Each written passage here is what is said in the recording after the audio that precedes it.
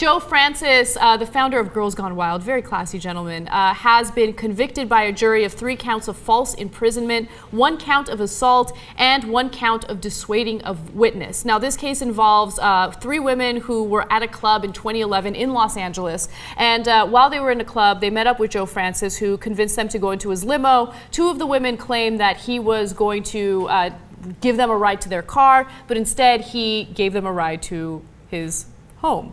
And you know, an argument broke out, and the argument basically ended with him grabbing one of the women by the hair and throat, and he slammed her head into the floor. Stay classy, San Diego.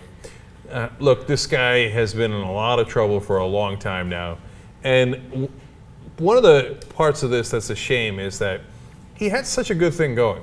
Like, you know, there's people who judge him, Girls Gone Wild, oh, it's immoral, it's this, that.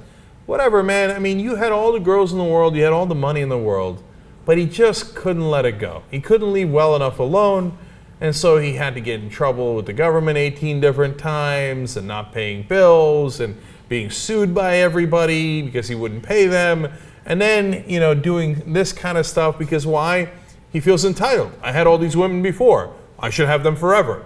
I mean, I put them in my limo. So if they don't do what I tell, you know, maybe I smash them. This is all alleged. It's got to be proven in court. I get that, right? No, but this ain't the first time Joe Francis is in trouble. He's been convicted. It has been proven in court. He's a shady, shady dude. And I always had the sense that he was a shady dude. Like, he would make appearances in reality shows, and he was always so smug and so entitled. And he just gave off the impression that he would treat people badly and he would get away with it. And not just women, men as well. Like, he would screw people over with money, not paying bills, as you mentioned. He got in trouble for tax evasion before.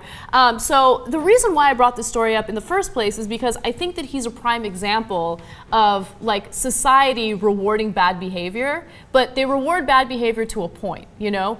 I mean, I think that he got the message that he can do whatever he wants and get away with it because people think he's entertaining. But he crossed the line, and now there are consequences to it. And I like that there are consequences to it. Yeah, it's something about human nature, man. Hubris builds up, and you're right, he was convicted here, so he's going to begin to suffer some significant consequences. We'll see what kind of jail time he gets.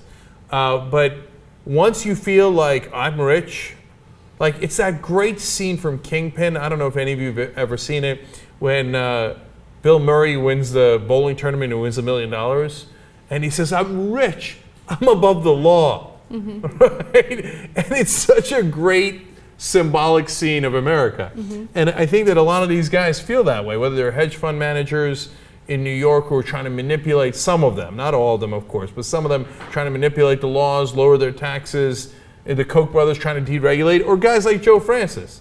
What? I'm entitled to all the women. I'm entitled to all the money. Of course, I'm not going to give you the money. You give me the money, right? And I tell you what to do, and you do it. Well, Joe, it turns out it doesn't work that way, and guess what? You're not Bill Murray, and you're not above the law.